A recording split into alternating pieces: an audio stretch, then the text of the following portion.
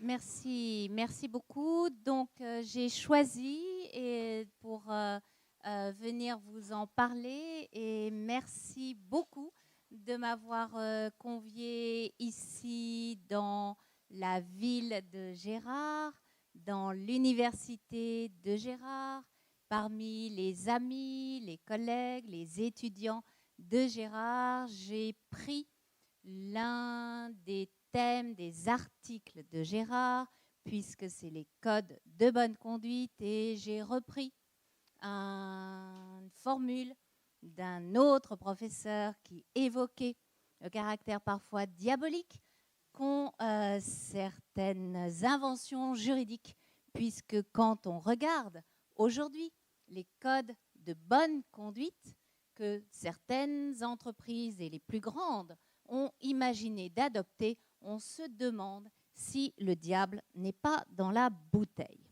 Donc, cette conférence que je voudrais faire aujourd'hui, c'est une conférence en honneur de Gérard Farja. Et c'est vraiment ainsi que je l'ai conçue. Ce n'est pas une conférence sur les codes de bonne conduite, non. C'est une conférence en honneur de Gérard Farja. Voilà, l'enjeu de la conférence, c'est de restituer et d'essayer de faire vivre ce qu'était et demeure l'esprit scientifique et l'esprit profondément humain, vous l'avez si bien dit, l'esprit humain de Gérard Farja. Alors, pour moi, je parle sur le contrôle de personnes qui l'ont sans doute mieux connu que moi, mais je l'ai quand même aussi un peu connu. Pour moi, Gérard Farja, c'était deux choses, enfin, plein d'autres choses que deux choses, mais enfin, comme je n'ai pas non plus une semaine, jour et nuit, à passer avec vous, donc j'en ai pris deux. Hein. Donc, c'est d'abord un esprit qui est planté dans des idées fortes. C'est un esprit qui est avec des racines. Ces racines, ce sont des idées.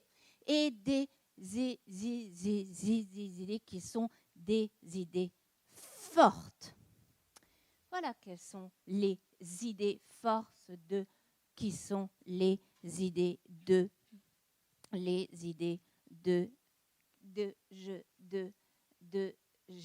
Gérard. Les voilà.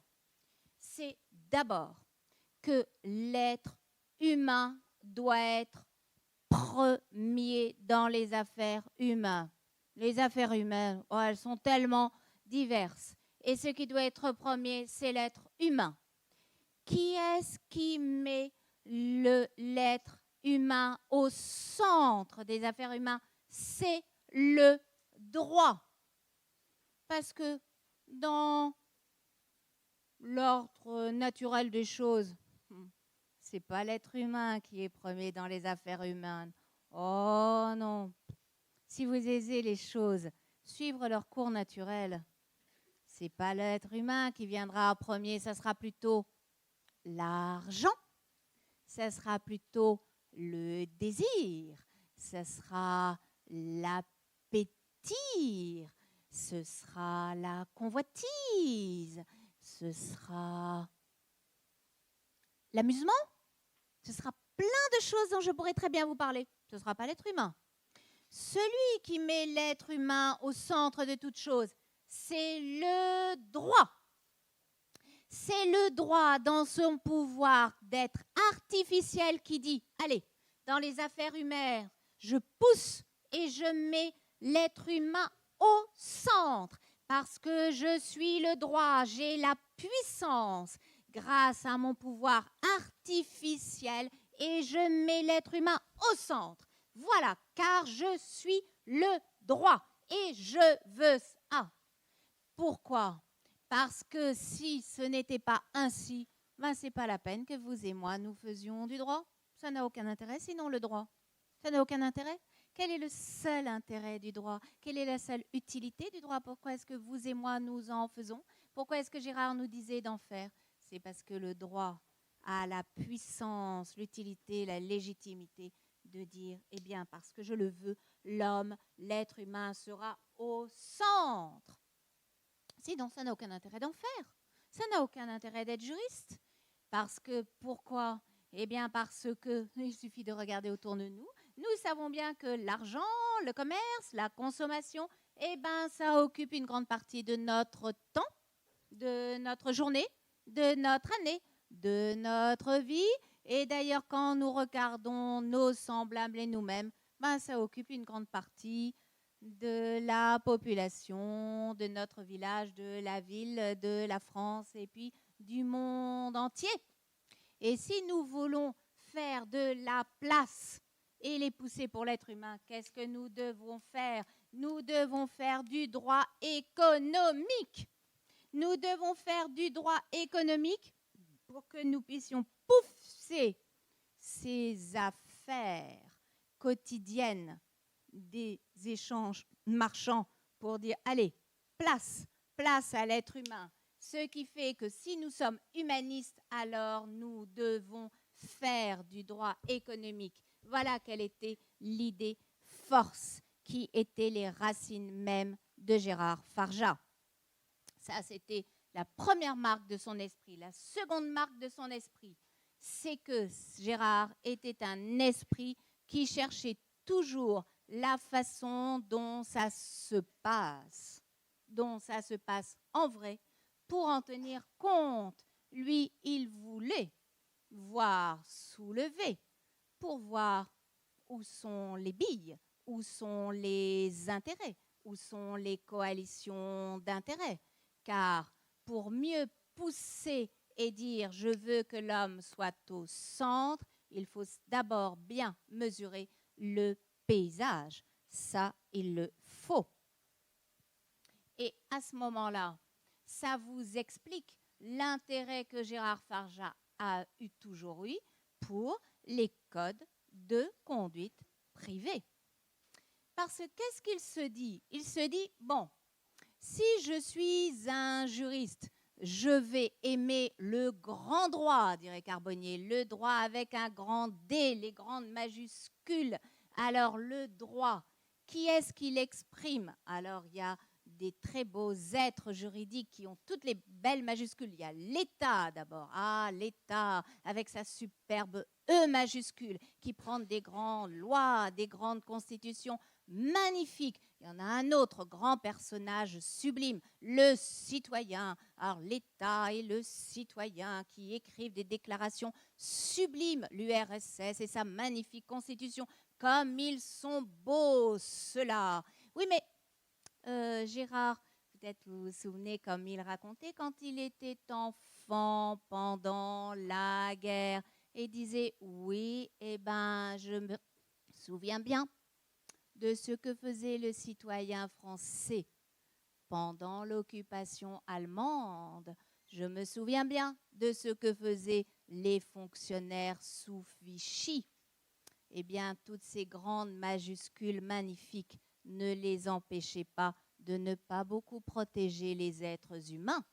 Ce qui fait que si vous regardez la réalité en face, vous vous dire que vous ne pouvez pas tellement faire confiance aux grandes majuscules et que du coup, vous vous dites, bon, si j'allais chercher un peu les petites minuscules des organisations là où elles sont, si j'allais plutôt voir dans l'endroit où tout est en minuscule, c'est-à-dire l'entreprise.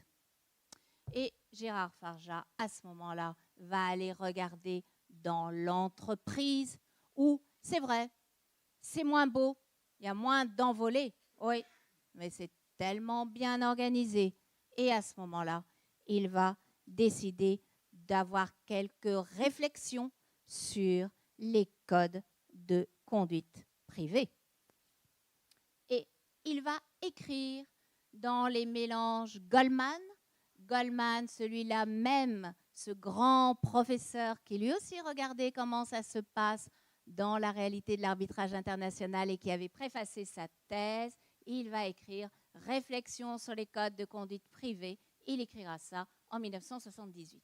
Qu'est-ce que Gérard Farjat a décrit dans cet article? Il a décrit que par l'élaboration privée de la conduite, il y a là, de la part des entreprises, une réponse.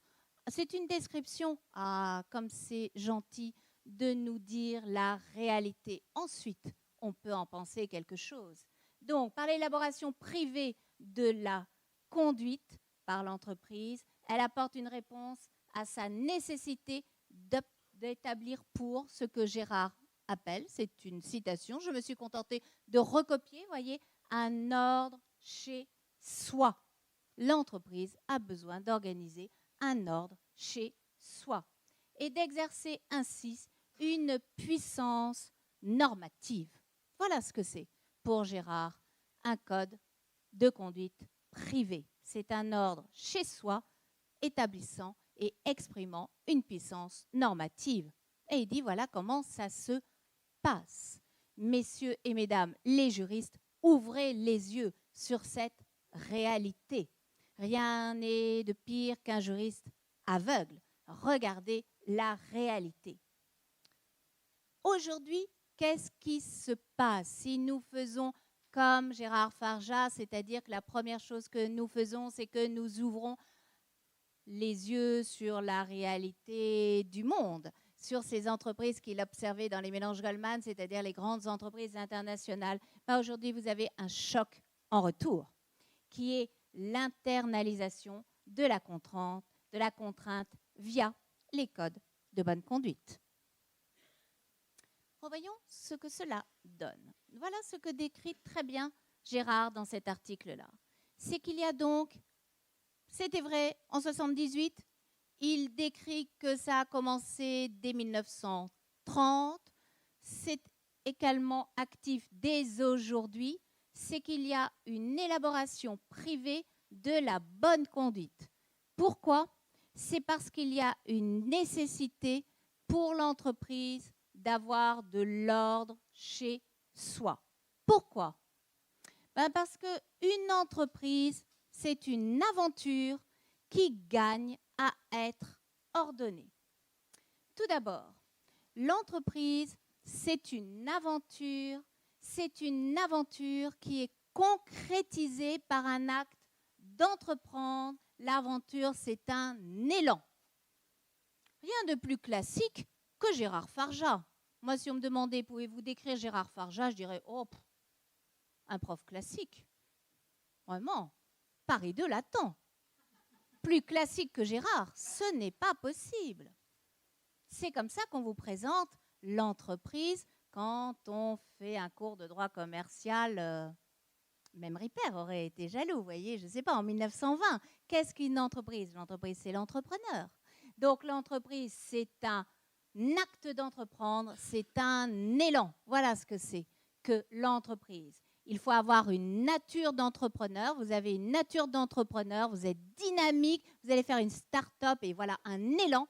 Eh bien, c'est une entreprise. Voilà ce que c'est qu'une entreprise. Il y en a un autre qui le soutient, un grand classique aussi. Il s'appelle Alain Supiot.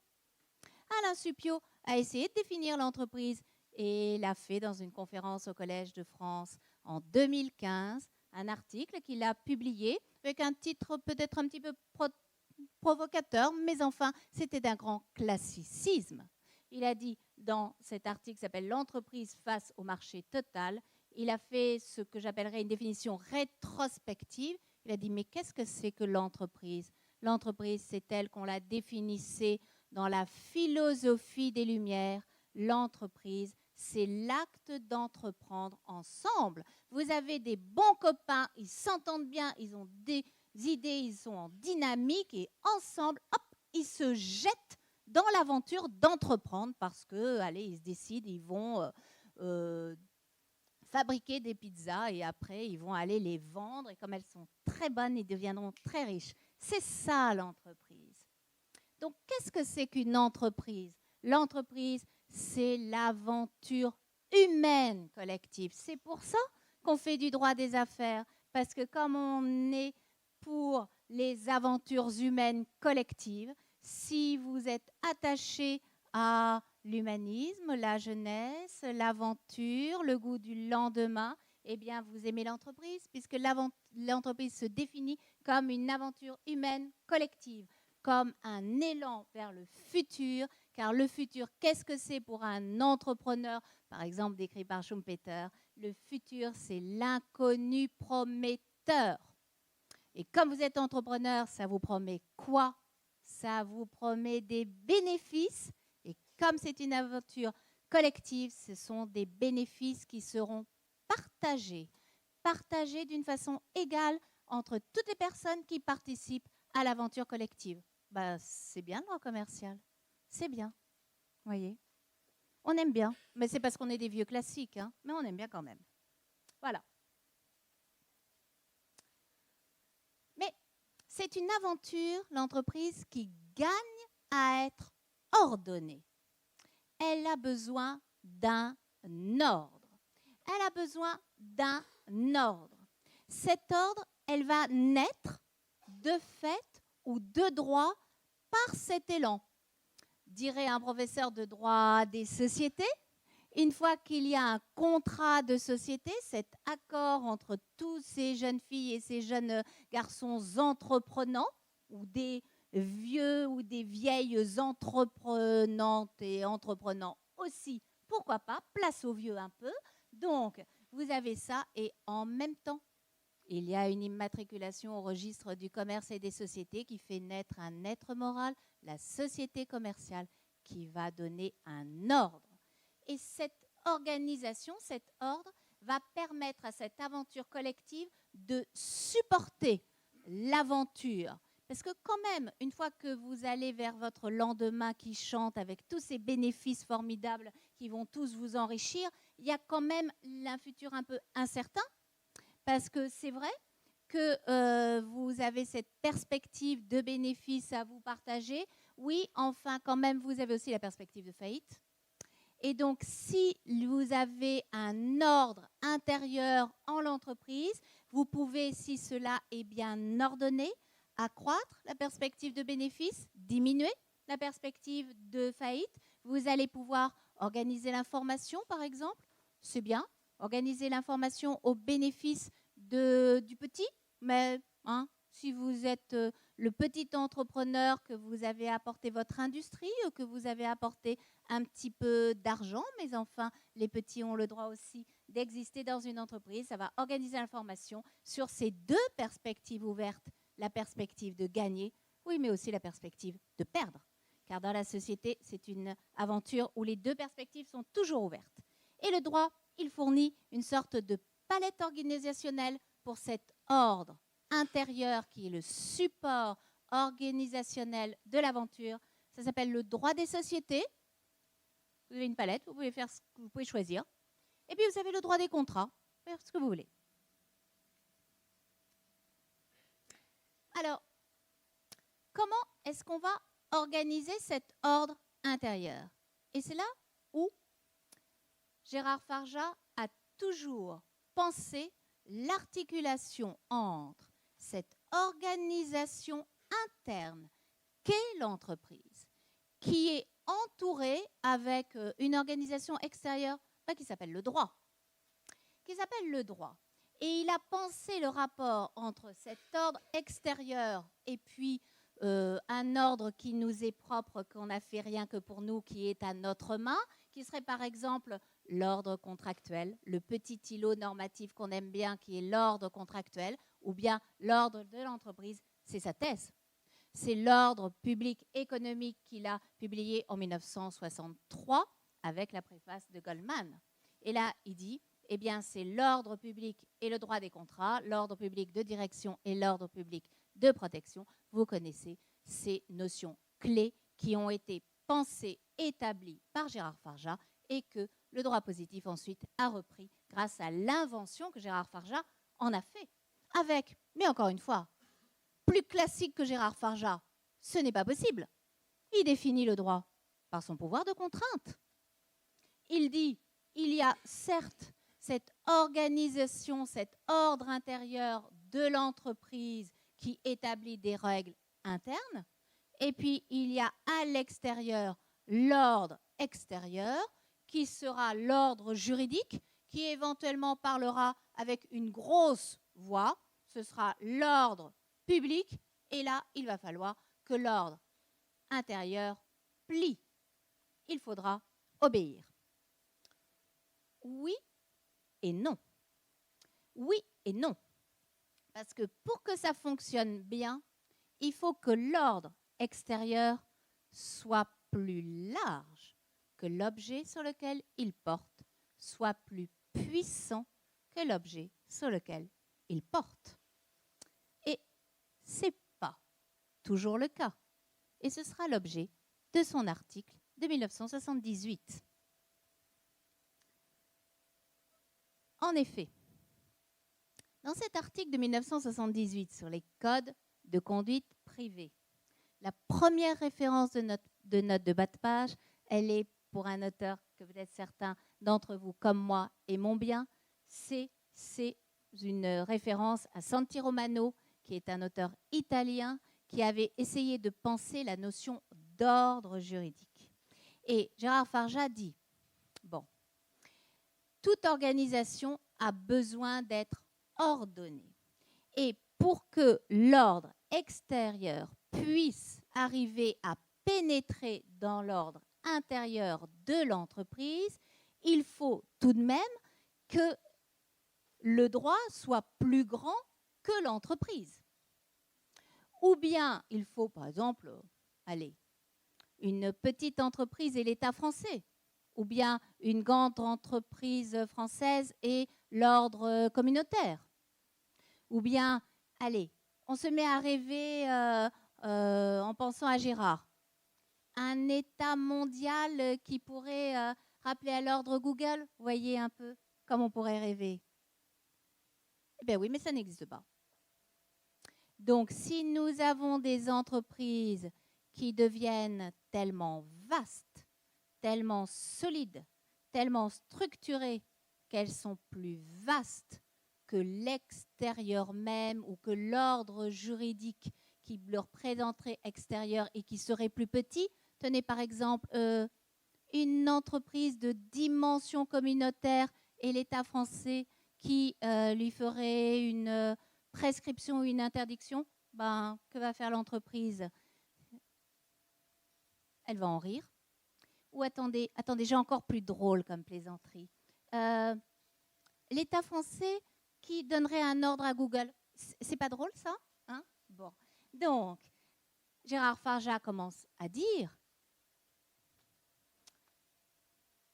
pour que l'ordre extérieur puisse pénétrer dans l'entreprise, il faut que l'ordre extérieur soit plus grand que l'entreprise. Et là, c'est une configuration qui n'existe pas dans une hypothèse, et c'est celle qui va examiner, c'est l'hypothèse de l'entreprise internationale. Car l'ordre juridique, il est national. Et l'entreprise internationale, elle excède l'ordre juridique national. Et la première phrase de l'article, c'est pour nous dire, les codes de conduite privée sont nés en 1930 dans les entreprises internationales. Et donc, l'entreprise, non seulement elle aura le pouvoir de se structurer complètement à sa main par un code de conduite, parce qu'elle est plus vaste que son extérieur, qui est plus petit qu'elle, mais elle en aura besoin. Plus encore, nous pouvons prolonger la pensée de Gérard Farja en faisant une distinction. Il y a une distinction entre ce qu'il a examiné, qui est l'entreprise internationale. Qu'est-ce que c'est qu'une entreprise internationale? C'est ce qu'on pourrait appeler, je me suis permis de l'appeler, une entreprise mille pattes. C'est une entreprise qui a un pied en France, un pied en Italie, un pied au Maroc, un pied à New York, enfin. De toute façon, elle en a 1000, alors donc je ne vais pas énumérer chacun de ses pattes. Ça, c'est l'entreprise internationale. Et donc, elle va prendre des règles normatives pour pouvoir coordonner chacune de ses pattes, les unes par rapport aux autres. Ça, c'est une hypothèse. L'hypothèse qui va peut-être plus nous intéresser en 2016, c'est l'entreprise globale. L'entreprise globale, elle a une ambition beaucoup plus grande. C'est qu'elle dit, Non, moi, la multiplicité du territoire, je dépasse ça. Je suis une et je dépasse les territoires. Par exemple, allez, je suis une entreprise du numérique et je suis identique à moi-même partout où sont mes produits, mes consommateurs, mes fabricants. C'est toujours moi. Je ne suis pas multiculturelle ou multijuridique, non. Je suis toujours moi. Et cette unicité dans l'indifférence au territoire, je vais l'exprimer par un ordre juridique qui sera le reflet de moi-même. Ça n'a rien à voir avec une entreprise internationale. C'est pour ça que je me suis autorisée à prendre non plus l'image du mille-pattes, en dehors du fait que je n'ai pas une passion pour les mille-pattes. Je dois avouer, j'ai pris un personnage que j'aime beaucoup plus, si vous connaissez l'histoire sans fin, c'est Falkor. Car Falkor, c'est le dragon par lequel le petit garçon arrive à survoler la totalité du monde. Et donc, c'est un dragon qui peut arriver à passer, à survoler tout, qui peut tout voler et qui détient en lui-même toutes les règles. Et à ce moment-là, il y a création d'un ordre à soi. Parce que de toute façon, les ordres extérieurs, l'entreprise va les récuser. Et les récuser légitimement pour deux raisons. Parce que d'abord, ils sont trop petits, beaucoup trop petits pour elle, et puis ils sont contradictoires. Donc pourquoi est-ce que l'entreprise qui doit s'organiser, elle en a besoin, devrait à la fois subir le droit français et le droit belge? D'abord, c'est des petits droits, et en plus, ils ne disent pas la même chose. Bah non, vous voyez, bah non, voilà. Ça, c'est la première chose. La nécessité de créer un ordre pour soi. Et Gérard Farja va dire, bah, c'est assez légitime. Oui, c'est assez légitime. La deuxième raison pour laquelle il va y avoir des codes de conduite qui constituent un ordre pour l'entreprise, c'est non seulement de s'organiser d'une façon cohérente en son sein, c'est que ça va permettre d'établir des normes qui vont donner à l'extérieur des sortes de lignes de conduite. Et là, vous voyez, c'est comme prochainement à Bruges, on dira même des guidelines, pour dire par rapport à autrui ce qui est bon. Voilà. Et comme on va dire ce qui est bon, on le dira erga omnes. Non seulement à l'intérieur de soi, mais comme c'est erga omnes, ça vaudra aussi pour autrui. Voilà, on se dit, allez, je vais demander à travailler chez Google. Pourquoi? Parce que par des codes non seulement de conduite, mais des codes de bonne conduite. Même, attendez, des codes de meilleure conduite, le code des best practices. On va émettre ce qui est bon pour tous, c'est-à-dire surtout pour vous. Non, pas pour moi, pour vous. Et là, vous avez une convoitise naturelle pour le pouvoir normatif erga omnes. Et je me souviens quand je faisais mes études en première année, on me disait que le pouvoir d'émettre des normes générales et abstraites erga omnes, c'était le législateur. Et bien maintenant, c'est les codes de bonne conduite. Alors là, peu importe la contrainte, ce n'est pas ça l'important, car l'émission suffit. Nous sommes dans un monde de soft law où il faut émettre des idées. Ce qui s'était déjà fait avant, mais ça l'est de plus en plus, ce sont les idées qui mènent le monde. Et c'est écrit dans l'article de Gérard Farja. Finalement, ne lisez rien, ne lisez que l'article de Gérard Farja, ça suffira bien pour 5 années d'études. Gérard Farja le dit à la fin de son article, il ne faut pas sous-estimer le pouvoir des mots. L'entreprise qui pourra tenir un discours cohérent, normatif, pour vous dire ce qui est bien pour vous, ce qui est mal pour vous, ce qui est bien en soi, ce qui est mal en soi, c'est vrai qu'elle aura tendance à le dire en anglais, mais allez, pour les peuples inférieurs, elle vous le traduira en français. Donc, elle vous dira ce qui est bien en soi, ce qui est mal en soi.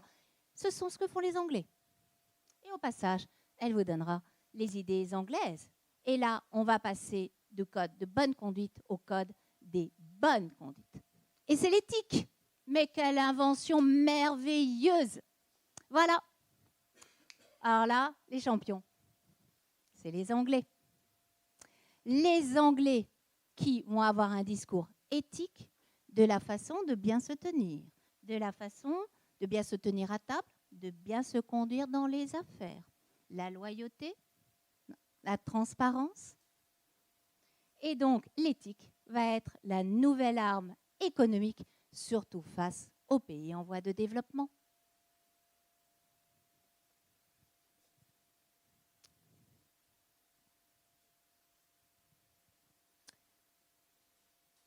En 1978, Gérard Farja ne l'avait pas vu venir ce qui va être une réussite extraordinaire, inventée par les Américains, qui sont quand même très inventifs. Très inventifs. C'est la Corporate Social Responsibility. C'est de dire, on va faire des codes. On va faire des codes parce que, dit l'entreprise internationale et globale, autrui, je m'en soucie. Donc, je vais faire des codes, non seulement pour m'organiser moi-même, mais pour vous organiser vous. Pourquoi, dit l'entreprise? C'est parce que j'ai souci de vous. Par exemple, monsieur, je trouve qu'en tant qu'homme, vous dominez mademoiselle. Ce n'est pas bien. Car je trouve quand même que l'égalité entre hommes et femmes, c'est important. Mademoiselle, je viens vous aider. Car j'ai souci des femmes, donc je viens pour ainsi vous mobiliser sur... D'ailleurs, la femme est une construction sociale, donc mademoiselle, je vous le dis, il faut que vous ayez conscience de ça, et ainsi, je vais vous aider à mieux rétablir votre rapport de domination masculine contre monsieur. Voilà. Et ça va être dans des codes de bonne conduite au titre de la responsabilité sociale des entreprises. Ainsi, je me serais mêlée au passage de votre relation avec le monsieur qui était dans le rang derrière vous. Et voilà. Puis je veux prendre aussi absolument tout le monde. Je trouverais bien une raison ou une autre de me mêler de vos affaires et de les normer. Vous avez ainsi un renversement du rapport entre l'entreprise et la société politique. Classiquement, vous aviez la société politique qui était le modèle des rapports à l'intérieur de l'entreprise. On a toujours dit, toujours, vous vous souvenez de votre sans doute première heure en droit des sociétés, on disait toujours, par exemple, les associés qui se réunissent en assemblée générale ordinaire, ce sont les citoyens qui ont un pouvoir de vote, c'est même une liberté, un droit propre de l'associé, et ainsi il va élire le mandataire social qui va agir à travers la représentation. Enfin, c'est du Jean-Jacques Rousseau pur. Donc la société fonctionne sur le modèle de la société politique et vous avez des tas d'écrits très savants pour vous dire que la société doit fonctionner selon le modèle de la démocratie sociétaire. Mais ça, c'était avant, comme dit la publicité. Maintenant que j'ai des nouvelles lunettes, je vois que l'entreprise est en train d'absorber la société politique. On nous explique que, pourquoi pas, la société politique, vous savez, comment ça s'appelle déjà? Les gouvernements. Alors, les gouvernements doivent être composés de technocrates qui ont été choisis en raison de leurs compétences techniques pour résoudre des problèmes, déficit budgétaire, enfin voilà, des problèmes techniques. Ce sont des externalités négatives et ils doivent les régler. Tandis que la société, l'entreprise, va dire d'une façon erga omnes, c'est-à-dire au monde entier, ce qui est bon et ce qui n'est pas bon. Et là, vous avez par exemple un article de Gubert Turner qui dit qu'il y a une constitutionnalisation des sociétés globales. Donc, qui est-ce qui donne la loi fondamentale, la norme fondamentale du monde? Comme nous n'avons pas d'État mondial, et peut-être que nous ne sommes pas proches d'en avoir un, il n'y a pas de problème.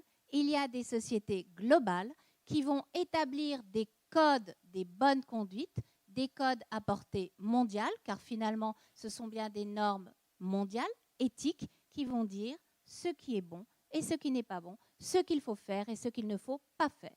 Donc, vous avez un article paru en 2015 pour le dire. Par ailleurs, ça c'est un argument éthique. Vous avez par ailleurs un argument pragmatique, qui est celui de Jean Tirole, qui dit, bon, soyons pragmatiques. Qui a la puissance? Est-ce que ce sont les entreprises internationales, les entreprises globales, ou est-ce que c'est l'État? Soyons raisonnables. Regardons les choses en face. Remettons de nouveau les lunettes que m'a tant promis la publicité et que je ne cesse de vanter au passage. Remettons-les. Qui a la puissance? Certainement pas les États. Ils sont si petits. Ils n'ont plus d'argent. Ils sont corrompus, ils se disputent. Enfin bon, je ne vais pas trop dire encore du mal de ces États parce que je vais les faire pleurer à la fin. Donc, n'en parlons même plus. Qui a la puissance? Qui a l'argent? Qui est organisé? Qui a un activisme des associés? Les entreprises. Donc, qui a la puissance pour pouvoir communiquer un programme de code de bonne conduite? Les entreprises. Donc, si vous êtes pragmatique, à qui donnez-vous le pouvoir d'exécuter? Allez, on va faire un peu d'emprunt au vocabulaire anglophone. À qui allez-vous donner la puissance d'enforcement? À celui qui est faible ou à celui qui est puissant? Pour mettre l'enforcement, à celui qui est puissant. Donc forcément à l'entreprise. Donc on va dire à l'entreprise, c'est à vous, vous qui êtes mondial, vous qui êtes organisé, vous qui êtes puissant, c'est à vous de rendre effectives les normes. Une fois que vous lui avez donné ce pouvoir, l'entreprise va dire, eh bien, puisque moi, je suis seule à pouvoir le faire et à devoir le faire, à propos, je vais les émettre. Et vous savez sans doute que la théorie de la Corporate Social Responsibility est une théorie inventée par les financiers américains.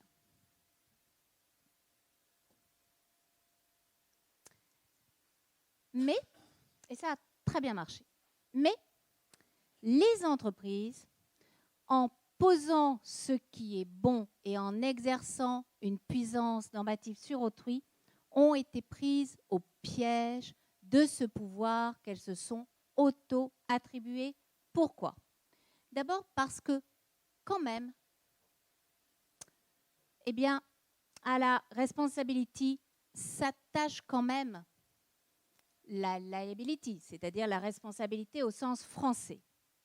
Vous avez vu passer dans l'ordonnance réformant le droit des contrats, qui ne fait que reprendre une règle de la jurisprudence, qui était déjà une règle légale en droit belge, que quand il y a un engagement unilatéral, elle a une portée contraignante. Et que si vous avez des entreprises qui prennent des codes de conduite avec un effet sur les tiers vont pouvoir s'en prévaloir contre l'entreprise. Et qu'à la fin, on va pouvoir demander à l'entreprise de tenir ce qu'elle a dit, de prendre acte de ce qu'elle a dit elle-même. Et donc, par ailleurs, vous allez avoir, par exemple, peut-être vous avez vu sortir cet ouvrage, Alain Suppiot, qui va demander, à propos, les codes de bonne conduite sont un pouvoir de fait et les situations de fait ont toujours été régies en droit par le mécanisme de la responsabilité. Et, dit-il, si l'on prenait la responsabilité au sérieux, c'est-à-dire si l'on disait aux grandes firmes mondiales, globales, internationales, qu'elles sont responsables, quand elles émettent des normes qui tombent sur la tête d'autrui. Et nous mesurons ici le danger qu'il y a pour les entreprises de sortir de ce pourquoi elles sont faites. Car pourquoi est fait une entreprise? Si je peux me permettre de poser cette question assez simple. Pourquoi est fait une entreprise? Est-ce qu'une entreprise est là pour dire à autrui ce qui est bien et ce qui est mal? Non, ce n'est pas du tout ce que dit le droit. Le droit dit qu'une entreprise est là pour rechercher des bénéfices pécuniaires. Et c'est même l'article 1832 du Code civil qui, lui, est resté intact, qui est un article à grande portée. L'article 1834, alinéa 1 du Code civil dit « La société est instituée pour être affectée à une entreprise commune afin en vue de partager les bénéfices. » C'est ça une entreprise. C'est tout. Si l'entreprise sort de sa définition, qui est une définition tautologique, pourquoi elle fait une entreprise? Pour gagner de l'argent. C'est ça, sa définition. L'entreprise veut sortir de cette définition, peut-être par amour de l'humanité, par amour de mademoiselle contre son voisin du rang précédent. Elle le fait. Mais si elle le fait, à ce moment-là, elle déplace son objectif. Elle déplace son objectif en posant des normes générales et abstraites sans rapport avec son objet. Elle peut, mais elle va le payer très très cher. Elle va le payer très très cher, pourquoi? Voilà ce qu'elle va pouvoir dire. Oh, elles en ont dit beaucoup. Hein. Il n'y avait pas que votre sort qui souciait les grandes entreprises. Par exemple, alors, égalité entre hommes et femmes, ça les a beaucoup souciés. Ensuite, il y a diversité, lutte contre toutes les discriminations possibles et imaginables, protection des minorités. De toute façon, nous sommes tous des minoritaires, donc ça en fait beaucoup. Protection de l'environnement, développement de la culture et de l'accès de tous à celle-ci. Et la culture, c'est quand même immense. Et puis, lutte contre tous les risques. En ce moment-là, l'entreprise, par sa propre volonté, qui n'a rien à voir avec le fait qu'elle a besoin d'être ordonnée pour fonctionner et gérer la perspective de profit ou de faillite, va déplacer son objectif. Mais là, ce que vous remarquez, c'est que ces objectifs-là, c'est normalement les objectifs de l'État. Car l'État, on compte assez pour lui, par exemple, pour l'accès à la culture, parce que c'est lui, normalement, qui est en charge de vous éduquer. Si vous êtes ici à l'université, c'est parce que l'État a recruté des professeurs, les a éduqués, leur a fait passer des diplômes, les paye, a construit l'amphithéâtre, voilà. Ben oui, parce que l'État, c'est sa fonction. Donc, vous avez, par cette invention de cette chose très étrange et très critiquée par Alain Supiot, de responsabilité sociale des entreprises, une convergence avec les soucis des États. Mais les États qui vont voir ça vont se dire « mais c'est formidable, c'est formidable. Je vais pouvoir récupérer le dynamisme des entreprises. » D'ailleurs, je crois par exemple qu'il y a une entreprise très très très sympathique qui a créé un petit truc pour prendre 24 petits jeunes gens en difficulté et les éduquer par exemple. Oh ben c'est très très bien, parfait. Quelle bonne idée de responsabilité sociale de l'entreprise. L'État est ravi. Voilà déjà de l'économie faite. Donc, on récupère le dynamisme des entreprises qui sont en position de puissance et ça va permettre de concrétiser des objectifs, mais les objectifs, ils ont été préalablement posés par la puissance publique. Et c'est là où, aujourd'hui, ça va se retourner contre les entreprises. Or, Gérard Farjat, en 1978, avait dit quand même, les codes de bonne conduite, ce sont des entreprises qui vont régner sur le monde. Donc, pauvres États, c'est la fin du politique, le règne de l'argent et des grandes entreprises internationales. Eh bien, je ne suis pas sûre, vous voyez, parce que quand on regarde l'actualité juridique, et par exemple la régulation, ce n'est pas du tout ça qu'on voit. Voilà ce qu'on voit. C'est qu'aujourd'hui, vous avez une internalisation de la contrainte publique via les codes de bonne conduite. En effet, ça passe par la régulation financière. Et la régulation financière est d'une extrême violence. Et il n'y a pas plus public que la régulation financière. Alors les grandes entreprises qui règnent sur le monde, je crois qu'il faut faire un peu plus de droit de la régulation. Car vous allez voir comment ça marche. Tout d'abord, comment est fait le monde? Le monde, il est tenu par des entreprises qui, effectivement, tiennent le monde. Qu'on pourrait appeler, éventuellement, on pourrait avoir cette idée-là, d'appeler ça des entreprises cruciales. En effet, l'économie réelle, elle est dominée par, d'une part, une économie virtuelle qui, à la fois, est autonome de l'économie réelle et dont l'économie réelle dépend. Donc, c'est vrai que depuis à peu près, disons, 20 ans, le monde a changé et il y a l'économie, ça a été très bien décrit par exemple par Fernand Braudel, il y a l'économie réelle et par-dessus, il y a l'économie virtuelle. L'économie virtuelle est indépendante de l'économie réelle et l'économie réelle dépend de l'économie virtuelle. Cette économie virtuelle, elle a deux formes qui sont à la fois gémellaires et croisées. La première, c'est la finance. La finance est totalement virtualisée et dans cette finance, ce sont les banques qui assurent l'intermédiation financière. La deuxième forme gémellaire, c'est le numérique. Et ces deux secteurs se croisent. Par exemple, il y a des places financières alternatives et sont maîtrisées et tenues, par exemple, par ce qu'on appelle des géants globaux. Google, Facebook, les grandes banques, des grands établissements financiers, Goldman Sachs, etc. Bon, voilà. Bon, c'est un fait. Bon. Enfin, vous pouvez essayer de démanteler Goldman Sachs, vous pouvez essayer d'assassiner Google, vous pouvez, je ne sais pas, défiler avec un petit drapeau, à bas Google, à mort Goldman Sachs, je ne sais pas. Enfin, disons que c'est un fait. Les États ou la puissance publique va être beaucoup plus habile. Ce que la puissance publique va faire, c'est que les régulateurs vont internaliser dans les codes de bonne conduite des entreprises leur propre mission. Qu'est-ce qu'on va faire? C'est que les régulateurs financiers, qui sont très puissants, vont, eux, poursuivre des objectifs multiples. Les régulateurs financiers poursuivent des objectifs financiers. Bon, ça, on peut le comprendre. Par exemple, la formation, la prévention ou la gestion du risque systémique, mais également des objectifs non financiers. Par exemple, la préservation du secteur agricole quand le secteur agricole est abîmé par des produits financiers sous-jacents agricoles, mais également la lutte contre la corruption. Non seulement parce que la corruption, ça abîme le secteur financier, mais aussi parce que la corruption, c'est mal.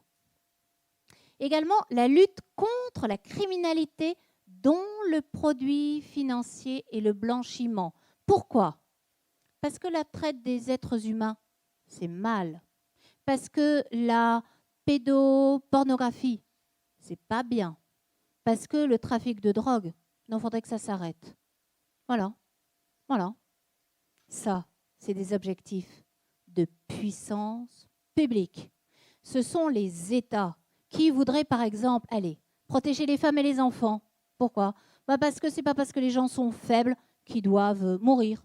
Non. Les États ne veulent pas. Voyez, on ne se refait pas. Les États sont comme ça.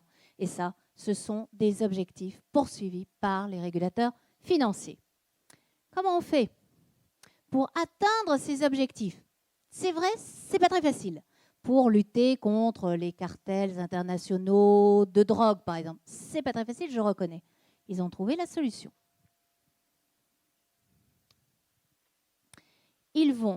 Ce qu'ils vont faire, c'est qu'ils vont inventer quelque chose de formidablement puissant qui s'appelle la compliance.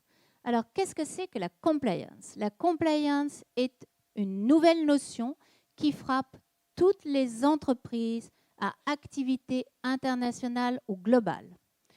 Voilà la définition.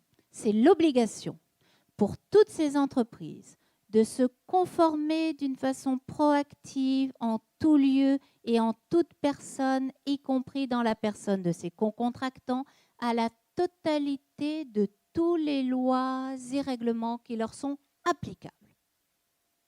Ça, c'est encore rien. Ça, c'est rien. C'est beaucoup plus que ça, la compliance. La compliance, c'est l'obligation pour toutes les entreprises internationales et globales de contribuer d'une façon proactive et prouvée à la concrétisation des finalités que poursuit le système de régulation lui-même. Et vous voyez, le jour où on a sorti ce mot-là, compliance, c'est là où les entreprises ont été mises à genoux. Car est née de ce seul mot inventé la nécessité pour les entreprises de concrétiser elles-mêmes les objectifs poursuivis par les systèmes de régulation. Et là, vous avez eu une fusion entre les normes publiques et les normes privées. Mais ce que disait Gérard Farjac, qui sans doute n'avait pas le moral en 1978, il disait « Le code de bonne conduite, c'est un instrument de puissance des entreprises, puisque par les codes de bonne conduite, il y a les normes publiques de l'extérieur qui sont absorbées et transformées en normes privées par les entreprises qui en font ce qu'elles veulent. » Pas dans la compliance. Dans la compliance, c'est exactement le contraire. Ce sont les normes publiques que les entreprises sont obligées de recopier dans leur code de bonne conduite. C'est l'inverse. Que deviennent les entreprises? Et là, vous voyez, je me dis, zut, alors évidemment, je voulais être président de société globale. Ben non, finalement, j'ai changé de slide. Et ben, je change d'avis. Pourquoi je change d'avis? Parce que les entreprises deviennent des perroquets. Elles se contentent de redire la même chose que le régulateur. Oh oui, on va essayer de lutter contre le trafic de drogue car c'est mal. Et c'est pour ça que nous allons, par exemple, faire une déclaration de soupçon. C'est pour ça que nous allons faire des alertes. Nous allons bien le mettre dans le code de bonne conduite. Hein? Et nous allons même récompenser nos salariés qui vont nous-mêmes nous dénoncer. Nous allons bien les récompenser. Donc, les entreprises vont être les perroquets de quoi? Même pas des lois et règlements, non, de ce qu'on pourrait appeler les causes finales, c'est-à-dire l'objectif pour lequel les régulateurs ont adopté ces milliers de lois et règlements à portée mondiale. Et là, vous avez une chaîne, mais en plomb, en acier, inventez-moi tous les métaux que vous voulez, autour de la patte de celui qu'on Tomner avait présenté lui aussi un jour de déprime, un constituant, l'entreprise comme constituant. Eh bien, comme ce pauvre constituant, il est devenu le perroquet de la SEC ou de l'AMF. Pourquoi? Il ne se contente de devoir répéter ce qu'a dit le régulateur public. Pourquoi? C'est parce que s'il ne le fait pas, demandez donc à la BNP ce qui lui arrive s'il ne le fait pas. Parce que derrière, vous avez le pouvoir de sanction du régulateur. Ça lui a coûté combien de ne pas bien répéter? Ça fait cher la leçon particulière quand même. Hein? Alors, comment est-ce que les régulateurs vont faire? Ils vont d'abord avoir une technique d'homologation des codes de bonne conduite par le régulateur ou par le superviseur. Ensuite, ils vont exiger une intégration dans le code de bonne conduite dans le corpus au nom duquel le régulateur ou le superviseur surveille et sanctionne l'entreprise. Tous les régulateurs vont faire ça. Les entreprises, ils ont le moyen de négocier, de dire non. Non. Regardez, voilà l'article L612-1 du Code monétaire et financier. Ça parle de l'ACPR. L'ACPR, c'est l'autorité adossée à la Banque de France qui exerce tout le pouvoir sur toutes les banques et toutes les compagnies d'assurance. Certes, ces établissements peuvent faire comme si elle n'existait pas. Oui, enfin, ils peuvent perdre leur autorisation d'exercer l'activité bancaire, donc quand même, quand elle leur dit de venir la voir, généralement quand même, ils se déplacent. Hein. Donc, la CPR, voilà quelle est sa fonction. Elle veille à la préservation de la stabilité du système financier, à la protection des clients, des assurés, des adhérents et des bénéficiaires, des personnes soumises à son contrôle. Petite mission. Hein. Alors, comment elle fait? Oh, ben, elle a des petits pouvoirs. L'autorité contrôle le respect par ces personnes de quoi? Des dispositions du Code monétaire et financier, des dispositions réglementaires prévues par son application, Code des assurances, Code de la sécurité sociale, Code de la mutualité, Code de la consommation, mais aussi des codes de conduite homologués, ainsi que, tant qu'à faire, de toute autre disposition législative et réglementaire dont la méconnaissance entraîne celle des dispositions précitées. Après, on me dit que les régulateurs publics, c'est plus de mode, que maintenant, il n'y a plus que les opérateurs privés qui font la loi. Je ne suis pas sûre. Demandez à BNP, demandez au Crédit Agricole et demandez à tous ceux qui sont en attente pour signer leur chèque. Qu'est-ce qui se passe? C'est que le code de bonne conduite est en train de transformer l'entreprise en quoi? En auxiliaire public. Voilà. Donc, par le code de bonne conduite, l'entreprise devient un superviseur et un régulateur de second niveau.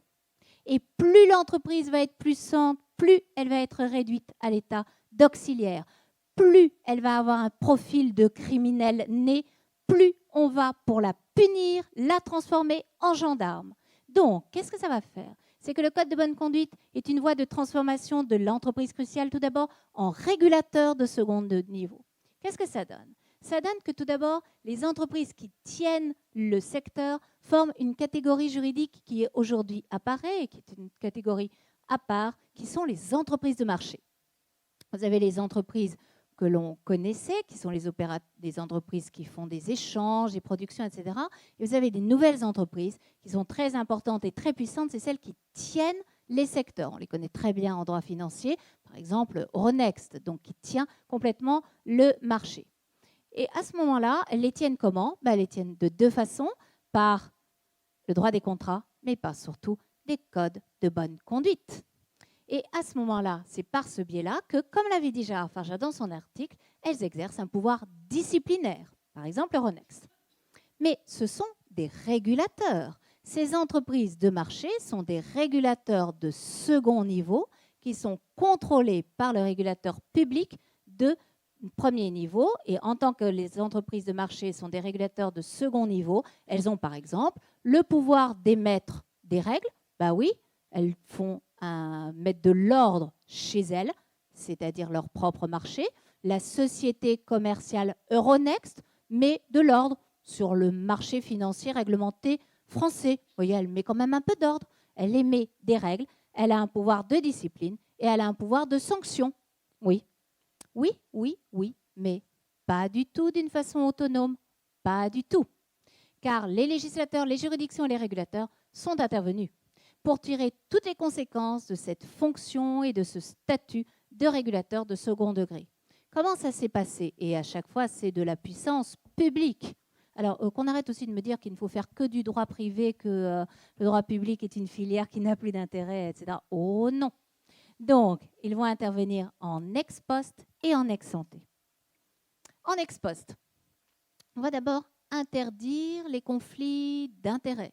Vous avez une très célèbre affaire aux États-Unis, qui est l'affaire du NICE, puisque au NICE, dans le board du NICE, le NICE tenant le marché, il y avait aussi les banquiers, etc. Oui, ben, ils sont fait sanctionner, et très lourdement, par la juridiction. Mais prenons Euronext. Euronext, vous voyez, ce n'est pas tellement vieux, parce que c'est une condamnation par la Commission des sanctions de l'autorité du marché financier du 4 décembre 2015. Pourquoi? Eh bien, parce que il y avait une faute, c'était laquelle? Eh bien, l'AMF a considéré que Euronext n'était pas suffisamment impartial. En droit des contrats et en droit des sociétés, ce n'est pas un principe qui existe, oui, mais pour un régulateur, si. Donc, l'entreprise, puisqu'elle a un pouvoir de régulateur, puisqu'elle met de l'ordre chez elle par des codes, à ce moment-là, il va falloir qu'elle-même, elle se soumette quelque chose comme l'article 6 de la Convention européenne des droits de l'homme et qu'elle soit impartiale. C'est le régulateur public qui va l'y opposer. Ça, c'est de l'ex-post, mais passons à l'ex-ante. L'ex-ante, prenons la régulation de l'énergie. Vous avez une entreprise qui est assez puissante, qui est RTE. RTE, Réseau de transport d'électricité. Eh bien, vous avez dans les textes la Commission de régulation de l'énergie, qui est un petit truc administratif, vous voyez, qui fait rire tout le monde. Oui, ça fait rire tout le monde. L'RTE est obligé de prendre un code de bonne conduite où l'RTE va dire exactement la façon dont il traite tous les opérateurs et ce code de bonne conduite chaque année. Il va devoir en soumettre au régulateur la façon dont il l'applique et va devoir obtenir l'agrément du régulateur. Ça, c'est d'abord l'entreprise cruciale qui est transformée en régulateur de second degré. Mais là où c'est plus tenu encore, c'est que les entreprises, et toutes, internationales, globales, vont être transformées en superviseurs de second degré. Qu'est-ce que c'est que la supervision? La supervision, c'est le pouvoir absolu. La supervision, c'est le mécanisme par lequel quelqu'un de l'extérieur, vous savez ce petit extérieur dont j'ai parlé, influencé moi-même par le ton un peu pessimiste de Gérard Farja en 1978, ce petit extérieur si petit, etc. Oui. Le superviseur va regarder à la transparence de l'entreprise pour s'assurer que c'est suffisamment solide, que ça fonctionne bien, que les intérêts des personnes faibles sont bien pris en compte, que tenez, les dirigeants ne sont pas trop rémunérés, qu'ils se comportent bien, enfin tout quoi, on contrôle tout. Et puis d'ailleurs, si ça ne va pas, allez, on est superviseur, on va ôter le dirigeant, on va en mettre un autre. Enfin, c'est le paradis du pouvoir. Vraiment, si vous aimez le pouvoir, visez une chose, devenir superviseur, c'est beaucoup mieux que ministre. Donc, voilà ce que c'est que la supervision. Eh bien, qu'est-ce qu'il y a comme obligation pour toute entreprise supervisée? C'est l'obligation pour l'entreprise d'assurer l'effectivité des règles de bonne conduite qui visent à l'effectivité du régime général global. Donc, une entreprise supervisée, par exemple la totalité des banques, la totalité des compagnies d'assurance, la totalité des compagnies énergétiques, la totalité des compagnies pétrolières, etc., devient le superviseur d'elle-même. C'est plus simple, c'est beaucoup plus simple. Elle a toutes les informations. Donc, dans les systèmes de compliance, on dit, on va simplifier. Le président de l'autorité de la concurrence en parle tellement bien. Il dit, allez, c'est tellement compliqué de vous superviser de l'extérieur. Vous allez vous superviser vous-même. Vous allez vous-même vous surveiller. Vous allez vous-même auto-évaluer votre solidité. Vous savez, c'est les tests de solidité bancaire. Ce sont les banques elles-mêmes qui dépensent des fortunes pour auto-évaluer leur solidité au risque. Donc, vous allez avoir la possibilité ou l'obligation pour le superviseur de devenir elle-même l'entreprise qui se supervise elle-même, qui se contrôle elle-même, qui se punit elle-même, qui se dénonce elle-même, qui fait tout elle-même. Ça me fait plutôt penser à la colonie pénitentiaire de Kafka, vous voyez, hein, plutôt qu'à l'entreprise triomphante. Avec une innovation extrêmement logique, c'est le lanceur d'alerte. Le lanceur d'alerte qui nous arrive dans notre législation dans sans doute 3 semaines, c'est une conséquence directe des programmes de compliance. Les entreprises sont contentes? Je ne crois pas. Et vous avez une décision de la SEC il y a 1 mois disant que le destinataire des informations données par n'importe qui dans l'entreprise, c'est non seulement le régulateur, mais c'est aussi le chef d'entreprise. Et la loi Sapin 2 a tout repris tellement que c'est une bonne idée. Oh, comme c'est une bonne idée! Alors, que sont devenus le code de conduite privée qui a été décrit par Gérard Farja en 1978? Eh bien, disons que tel qu'il le voyait et tel qu'on l'a vu, c'était avait même acquis une majuscule. Vous savez, celle qui a perdu le code civil. Bon. Donc ça a acquis une majuscule à travers notamment cette magnifique responsabilité sociale de l'entreprise. C'est le code des belles et bonnes conduites comme constitution mondiale qui dit ce qui est bon pour l'être humain. Très bien. Mais aujourd'hui, vous avez une perte de cette puissance normative où ce serait l'entreprise qui dirait à tout le monde ce qui est bon et ce qui n'est pas bon. Ce n'est plus vrai du tout. Pourquoi? Parce que ce sont des régulateurs extérieurs, Des régulateurs financiers, mais des régulateurs financiers qui vous expliquent tout sur comment il faut préserver les générations futures. Je ne dis pas qu'il ne faut pas s'en soucier, mais c'est les régulateurs financiers qui le font. Donc, je vous ouvre des perspectives de carrière. Surtout, devenez aussi, si ça ne vous tente pas d'être superviseur, devenez donc régulateur financier, car vous pourrez vous soucier du sort des enfants dans les pays où il manque d'eau, ou bien des générations futures, et ainsi vous pourrez dicter aux entreprises, car les entreprises ne seront plus que mobilisées par des régulateurs pour reprendre les règles posées par les régulateurs, les finalités poursuivies par les régulateurs, et le code de bonne conduite a pour seul objet de concrétiser les finalités posées par le régulateur. Ce qui montre que le pouvoir est bien dans les mots. Moi, je pense que celui qui a inventé le mot compliance, alors je pense qu'il faut lui donner des droits de propriété intellectuelle. Enfin, vraiment quel coup de génie. Mais quel coup de génie. Et comment est-ce que l'on voit que le droit est bien plus puissant aujourd'hui que précédemment? C'est que Gérard Farjat, mais là aussi à un moment où sans doute il était, je ne sais pas, il n'avait pas pris un café suffisamment fort ce matin-là, parce qu'il disait, ça ne va pas, les entreprises, voilà, ça ne va pas à la puissance, à la marchandise, etc. Et donc il avait fait une conférence assez pessimiste. Je ne sais pas si vous vous souvenez, au collège méditerranéen, où il avait dit les tendances hégémoniques du système économique, certainement.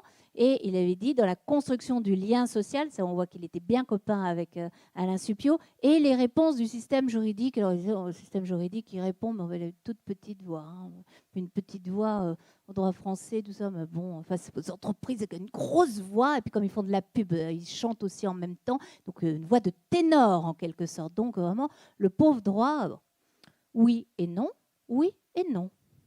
Qu'est-ce que voulait Gérard Farjat? Il voulait un droit économique. Un droit économique, pour lui, c'est un droit qui ne soit pas réduit à être simplement une ossature efficace, une prestation de service. Enfin, on peut toujours l'offrir, si vous voulez, vous et moi, devenir riches. Mais enfin, disons qu'il voulait autre chose qu'une prestation de service ou une voie d'exécution et d'efficacité des engagements.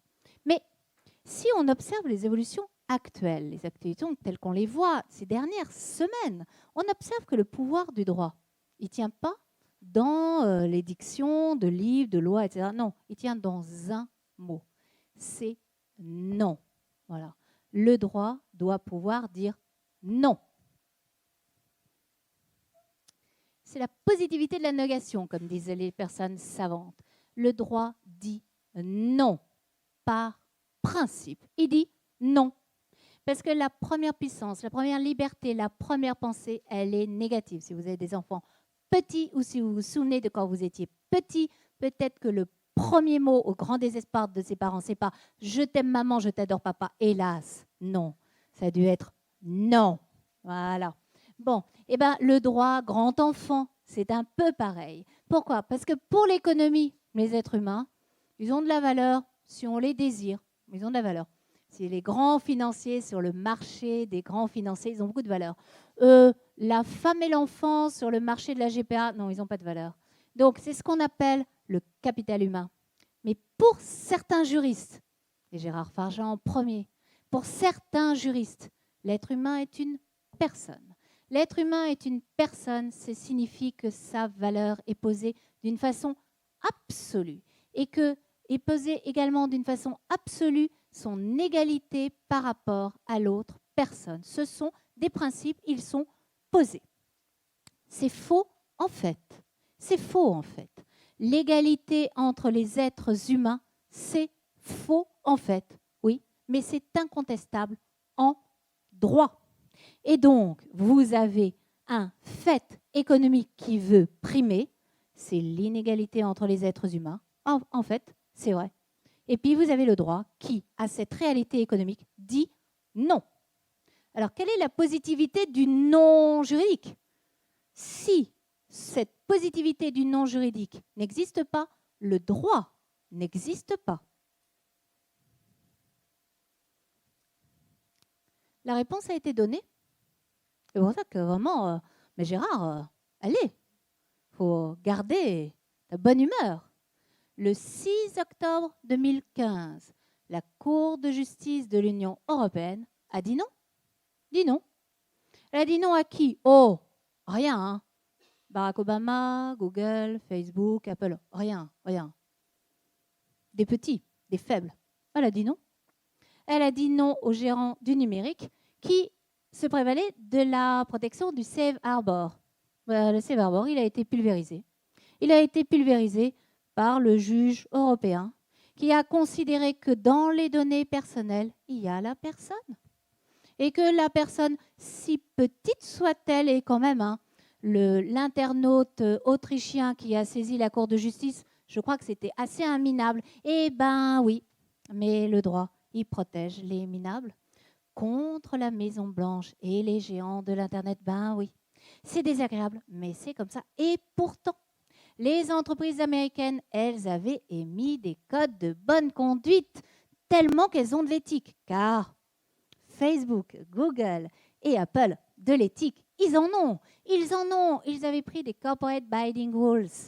Disant, on se tient, hein, c'est des engagements unilatéraux. Vous savez que là, on vous garantit, traitement éthique des données, on vous les garantit. Et on supervisera à l'intérieur de nous-mêmes le respect éthique du maniement des données personnelles. On s'y engage. Et c'est pour ça que la Commission européenne, dans une décision du 26 juillet 2000, avait tout à fait passé un accord avec les États-Unis pour passer toutes les données personnelles aux États-Unis. Et justement, ça tombait bien, parce que la NSA n'attendait que ça. Eh ben oui.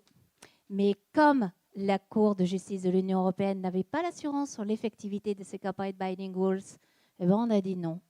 Elle a dit non.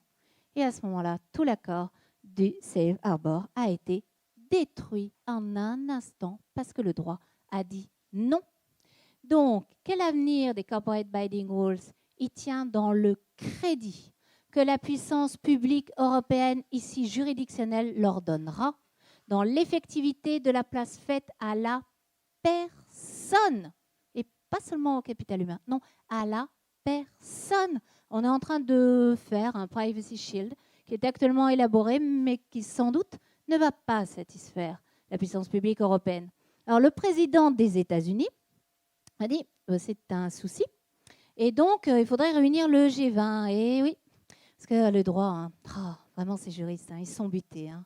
Vraiment, ils ne sont pas pragmatiques. Hein, vraiment. Oui, le droit, quand il a dit non, vous voyez, c'est comme un enfant. Si on dit non, on a beau lui dire que c'est pas se tenir à table. C'est comme ça.